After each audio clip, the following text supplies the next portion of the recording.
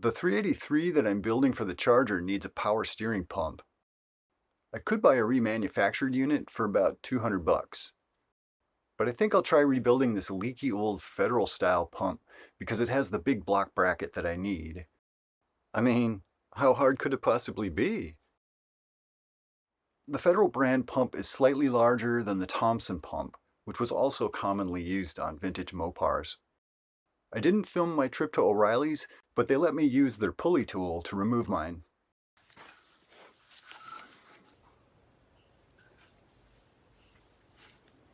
Let's take this thing apart and see if it can be saved.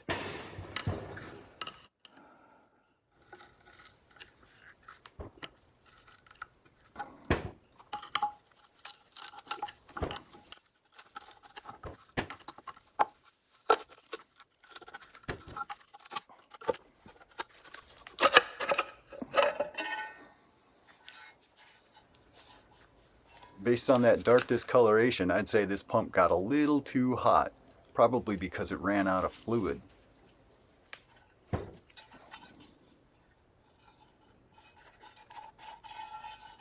For that. There we go. Don't have to crank it hard, just got to keep that piston out of the way. Alright, you can see that there's a retaining ring in here that needs to come out before we can pull the piston and everything else out. And I've got the clamp on here, of course, to keep that piston down out of the way while I get the retaining ring out. And I had to check Google AI to figure out how to get that out. There's an access hole right here. So if you take something pointy, push it in through that access hole, you can pop the ring out.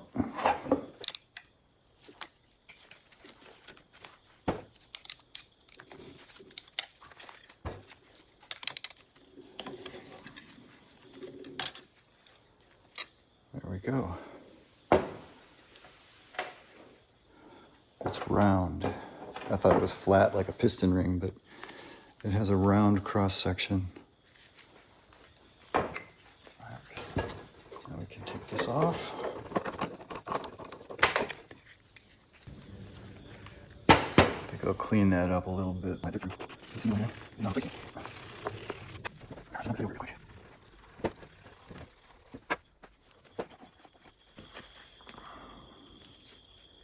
So you can see the seal there, and the ring of rust around the shaft. It has to push through. That looks like a little O-ring. Yeah.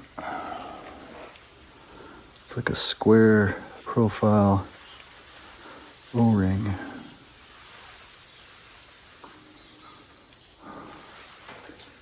Let's get this out while we're here. Well, I got this tool out.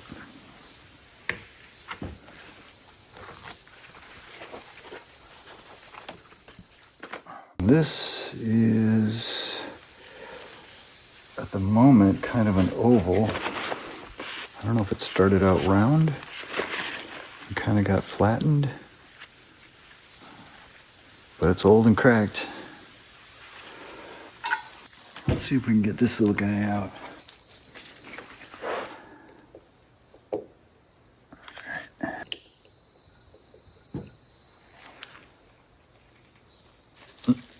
Stuck.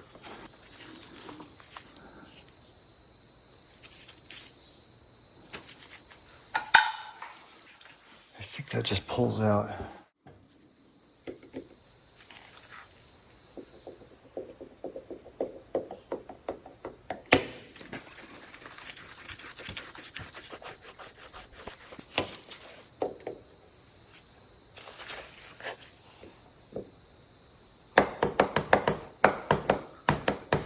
Feels like it's locked in. Oh, there you go. That's better.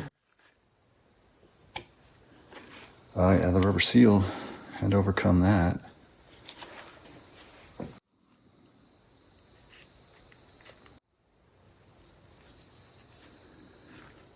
I'll get that fixed up nice. It looks kind of yucky in there. Once you get it centered and well supported, there.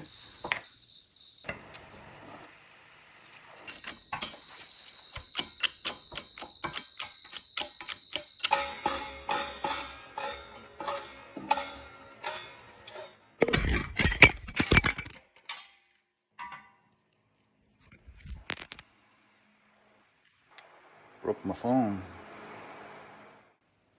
Well, that mistake cost me a phone screen, and I can't film anything. So this has to go get fixed. In the meantime, I'm filming on the old iPad. I continued my careful disassembly of the pump internals. Down at the bottom, there's a spacer, a shim I should say, because end play matters. The end play on this thing should be between 25 and 30 thousandths, as I understand it. I neglected to measure the end play on this before I took it apart.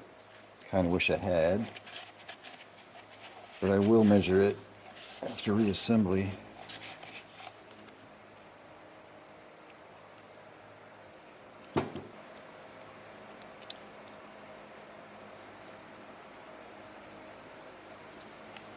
Oh, that's brittle. That guy just snapped. And the seal, may have to put this in a vise.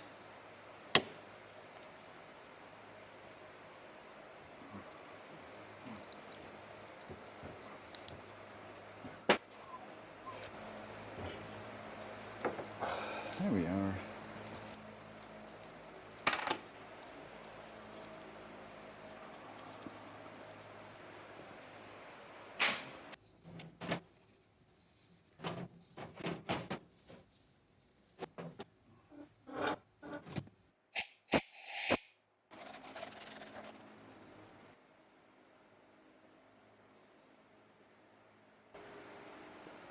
It looks pretty good.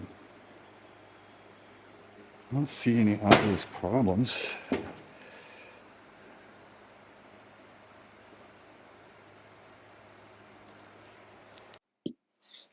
Once I was confident that the pump could be successfully rebuilt, I moved on to the parts cleaning phase of the project.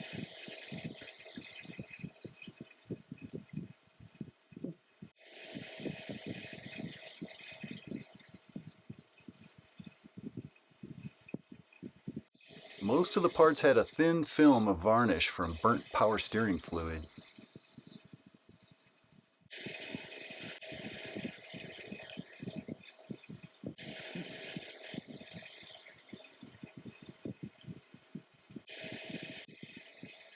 My goal was to remove this varnish so that the parts could move freely again, like when the pump was new.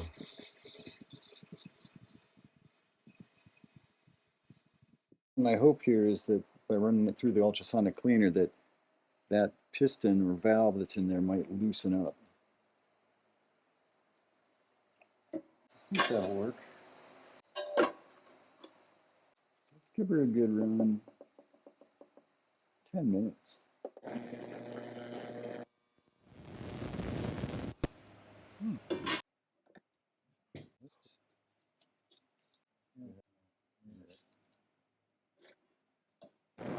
I first tried to remove the stuck valve with a magnet.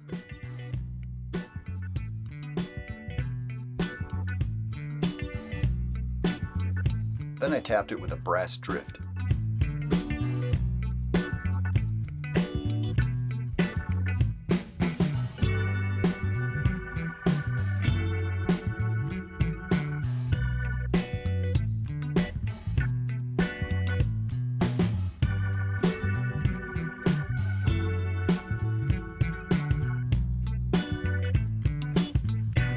This flow control valve regulates the pump's output rate so that it stays relatively constant regardless of how fast the engine is spinning the pulley.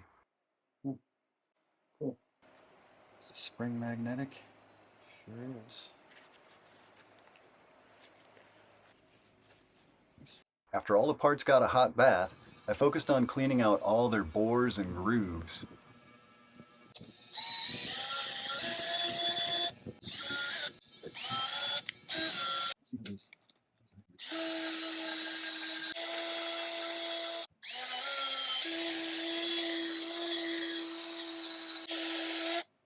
I masked off the cast iron housing and plugged all of its holes in order to sandblast the face of the pump.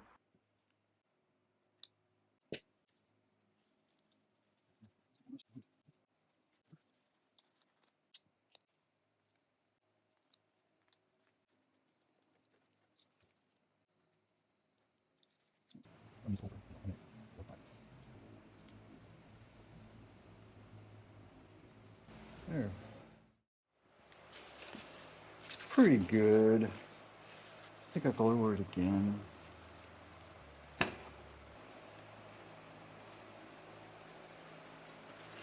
adjust this a bit, but it's not really catching a fingernail. Other than that, that rust ring is probably the worst part. I don't see unusual signs of wear on the bushing surfaces. I sometimes use my drill like a mini lathe to clean cylindrical parts that I can fit in the chuck.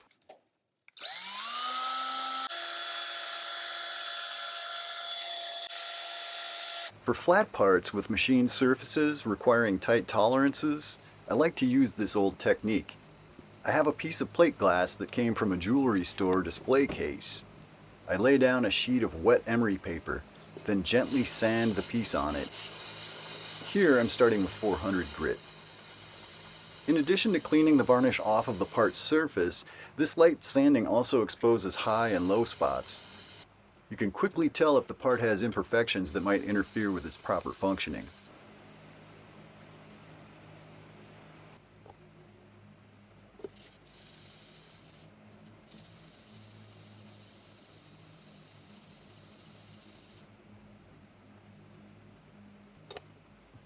After treating all of the flat parts, I used the emery paper to dress the pump shaft.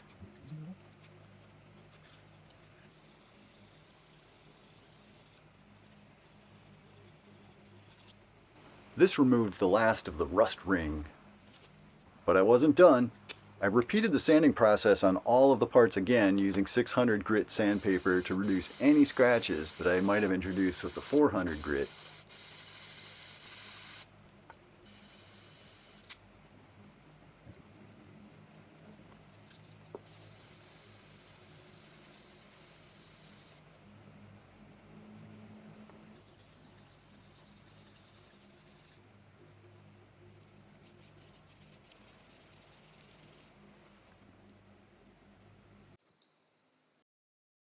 Big difference.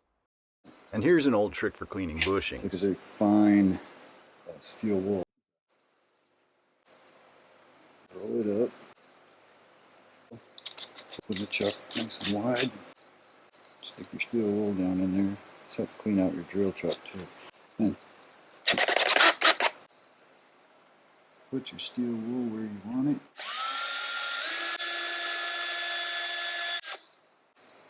There we go. If they're reversible,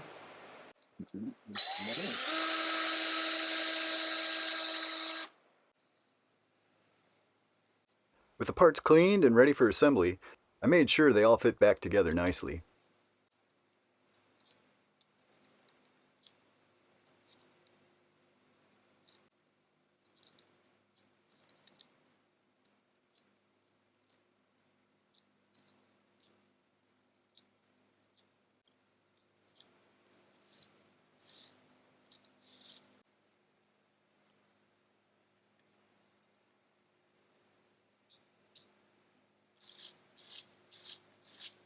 Off camera, I sprayed the pump casting with green self-etching primer, then sealed it with gray primer.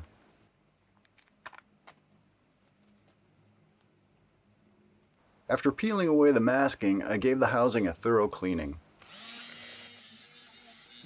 I used various wire wheels to clean out the pump bore and its seal grooves. Yeah, that's looking better.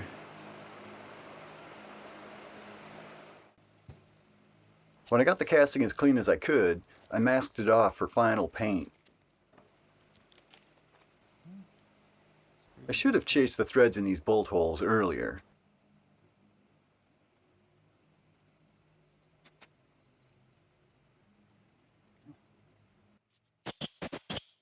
I also prepped the reservoir and the pulley off camera. As a final step before painting, I wiped down the parts with Prep-All wax and grease remover.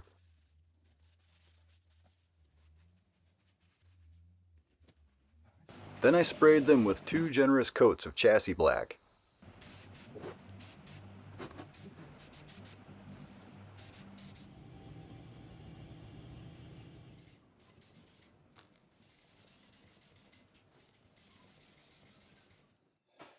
Get started on rebuilding this power steering pump. I bought a rebuild kit for it. It has seal, O-rings and whatnot. It has a replacement spacer, but it doesn't have bushings. There's a copper bushing there. I guess it's brass, I don't know. It's a brass bushing down in there. The bushings actually seem fine, so I'm not too worried about not replacing them. I'll just dress them with the little wheel.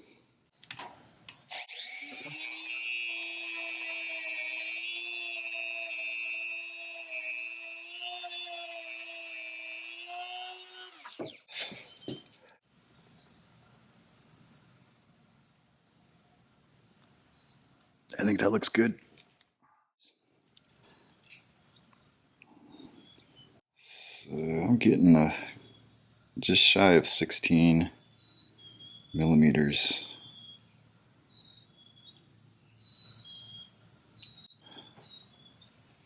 And this is the end that sits in that bushing.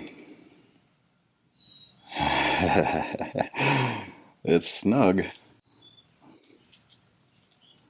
Yeah, so we got, again, the same 15.89-ish. Oops. So that would indicate a nice snug fit.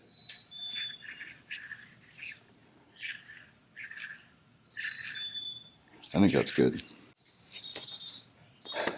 Let's look at this one.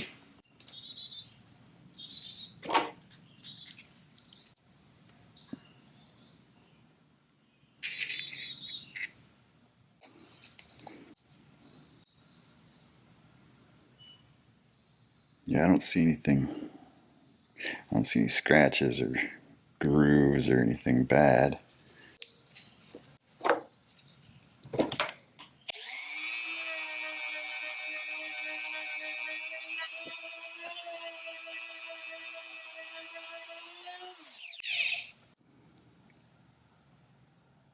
I think that looks really good. I'm just getting the top edge of that bushing, not much of it. So I'm probably not getting the most accurate reading, but it's just like the other one, like 15.8 range. On this end, rides in there. Actually, it would be, I guess, about where you see these grooves. But again, it's that same high 15 millimeter range. Yeah. Okay.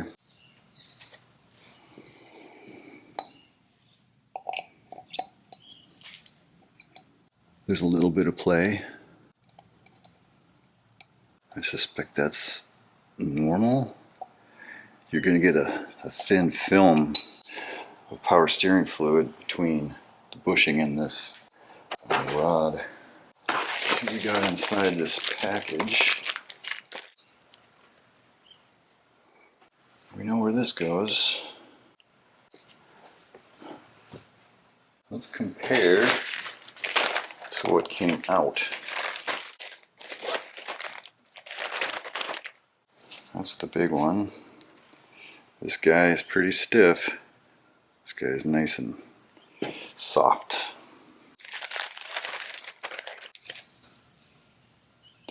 Same with these, very brittle. That looks right. That appears to be right.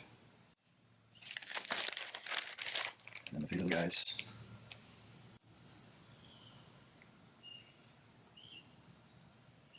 Looks the same. Same.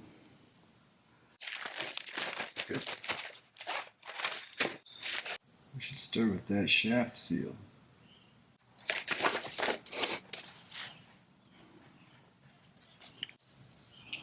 So this guy is a little shy of 29 millimeters.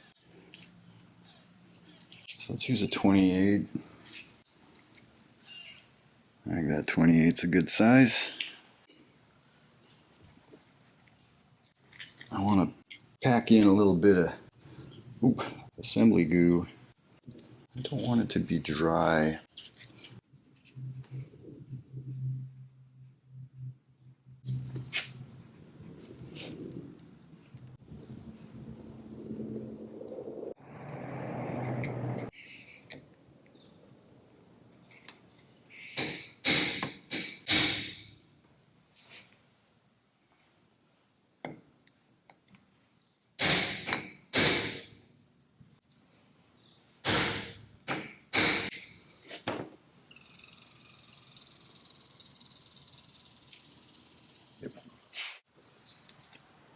So this is the old shim, paper shim.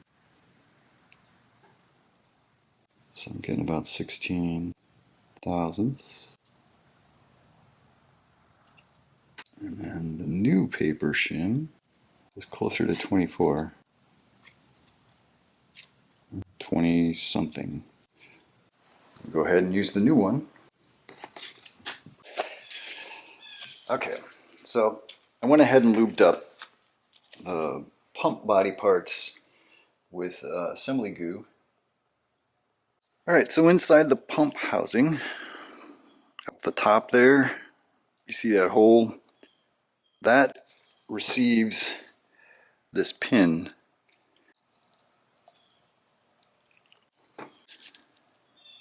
And that's just a locator pin. All of these pieces have a little notch. And that notch has to go around that pin. That way you know you're putting it together right. So this piece is called a thrust plate. You see those openings there? They correspond to these marks here. And then of course you know where your little notch is for the locator pin. So those clearly go together that way. And then the paper one just copies what the brass one does.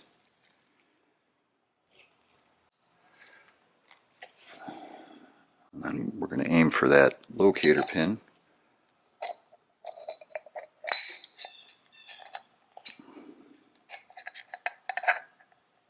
Oh, locator pin came out.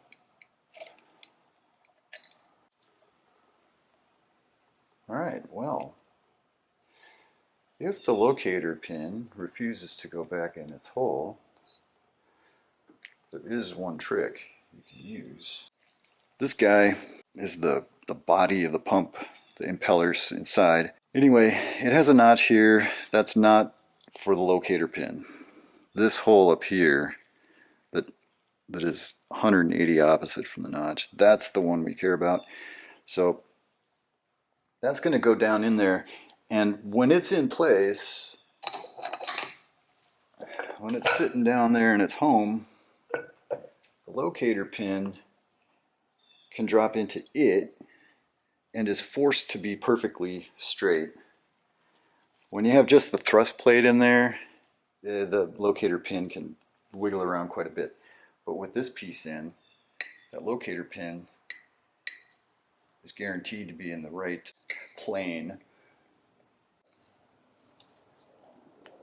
That felt like it.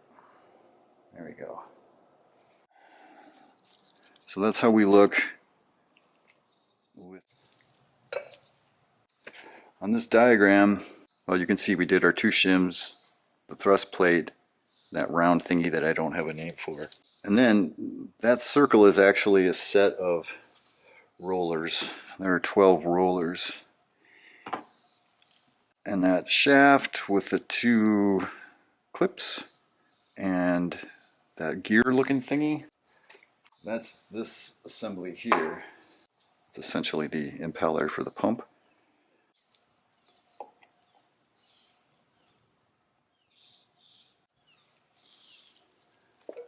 Now it has to pass through the nameless thingy and then come through the bushing and the seal. So just be gentle with it. And then you'll need a way to stand this. We have these rollers next. There are 12 of these little guys. One already jumped in there by itself. So as you can see, these rollers just sit between the fins on that impeller. And because that's an oval opening, the wide part of the oval, there's one on either side, is easier for loading in those pins. Rollers.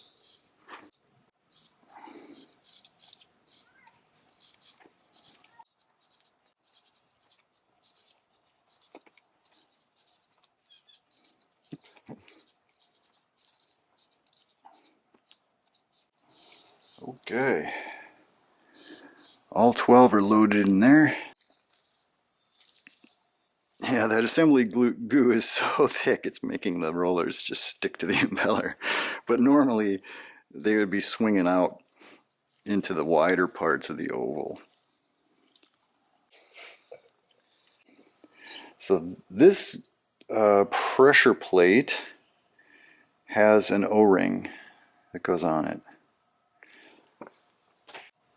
So we need the skinnier one.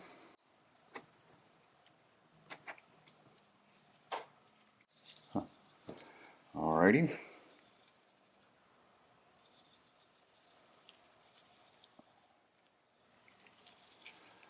Move this up some. Nice. So to put this in, there's the notch for the locator pin. You can see the locator pin is just barely sticking out now. It's just a nub. So keep that at 12 o'clock. Bring this guy in at 12 o'clock. Whoops. It sure feels like it's seated. So we got two grooves. One is for this retaining ring. So that's the outer one. The inner one would be for the O-ring.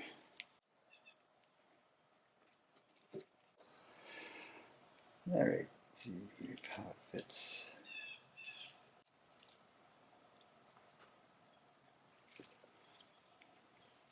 Then we of course add our spring. I believe the plug comes next. Spring, O-ring, the plug, and then its retaining ring.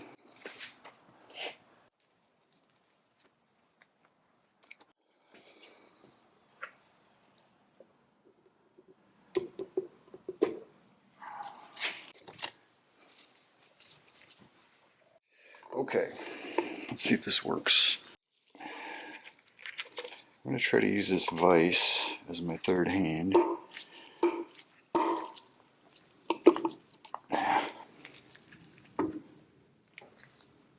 Oh, that's close. Let's come back this way.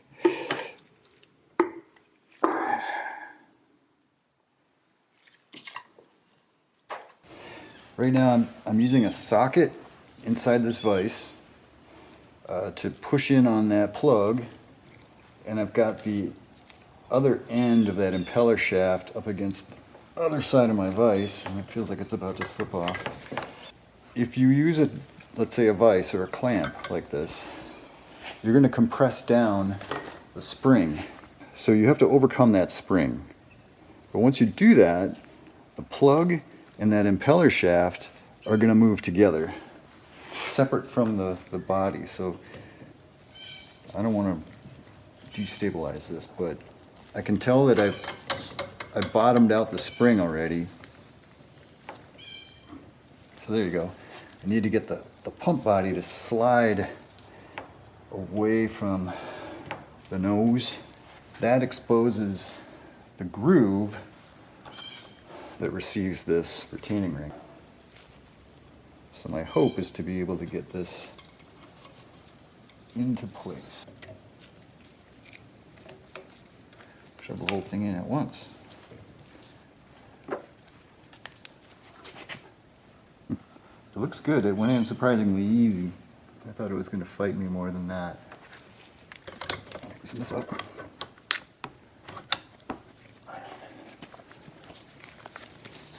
So you can see the retaining ring is in its groove. Nice and even all the way around. Now we got this bypass valve. If I can get some grease down in there.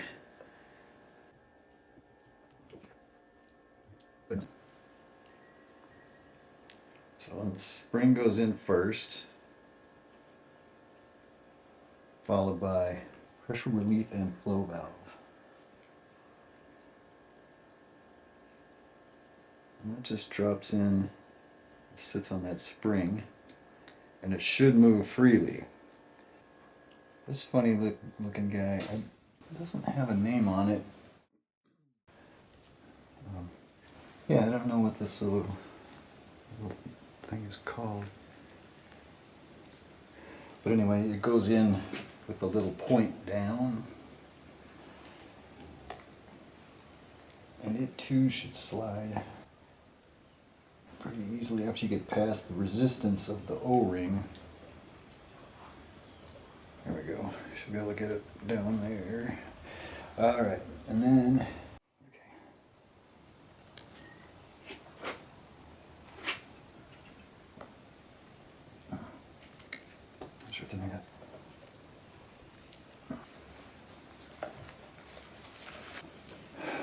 there it's properly seated. Back on the diagram, there's an O-ring.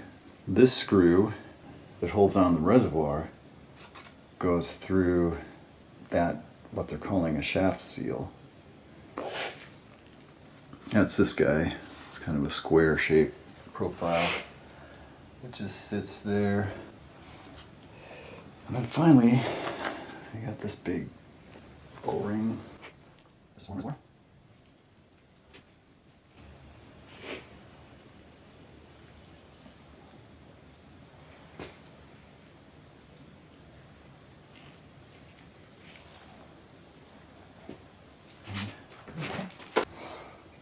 Since our hole for the bolt is there, that means we're going on like so.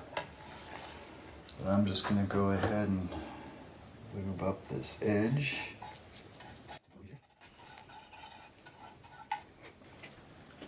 Okay.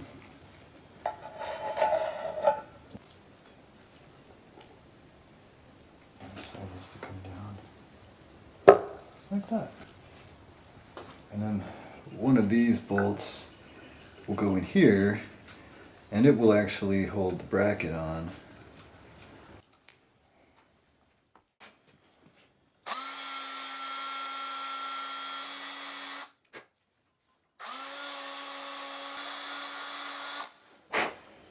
Alright, that gets the paint out of there.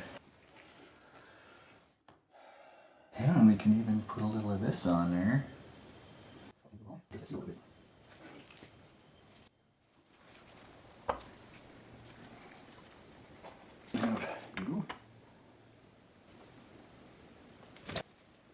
That's better.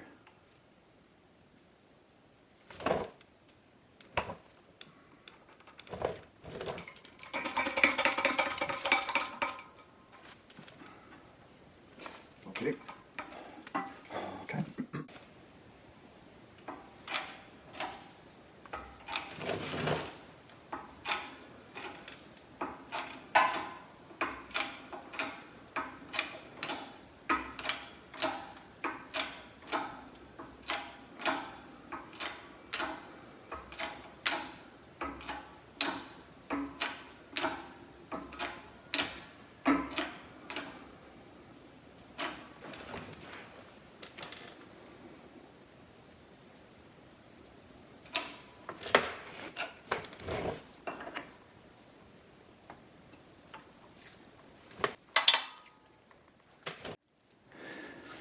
There's a little bit of the shaft showing.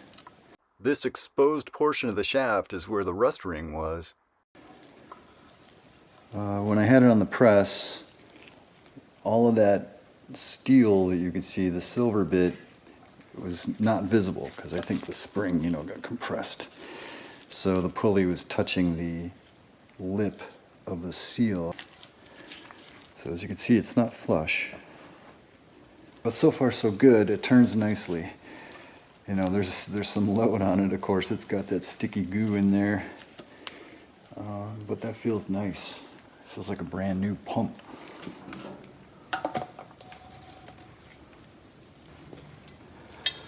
All right, the bracket sits like so.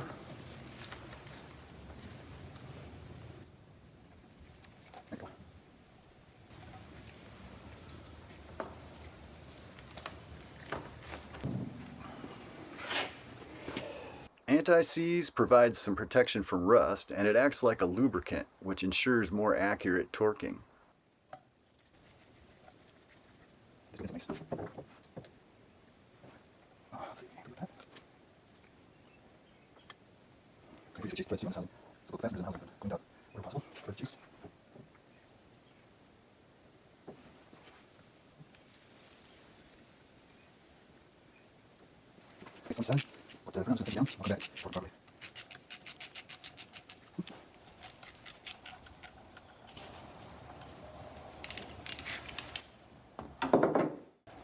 There is one last part that has to go on this pump. That's this little O-ring. I believe that's it up there. It's kind of hard to see where it's supposed to go on the pump. But I recall getting the original one stuck on a bore brush when I was cleaning out this particular opening. So that's where the threaded fitting goes in, and this little O-ring sits at the bottom. And I don't want to lose it, so I'm going to put this plastic plug in there. You can tell I had that in there when I painted the casting. So that'll keep that in place. Well, if you thought I forgot to measure the end play on this thing, you're right. I should not have put this pulley back on until after I verified that the end play was okay. So we're going to do an end play test with the pulley on. If it fails, I got to pull this off again, take the thing apart, shim it differently, reassemble, and measure it again. But let's start with this. So I have it set up, zero it out. 29.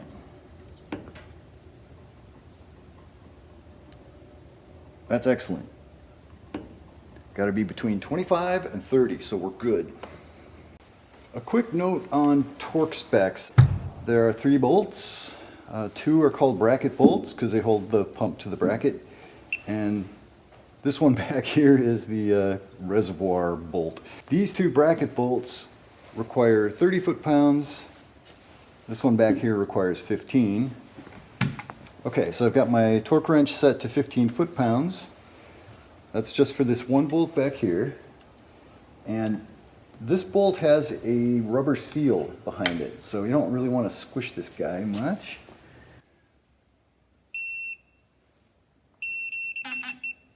Okay, 14.9. Now we'll jump it up to 30. I'll try going this way.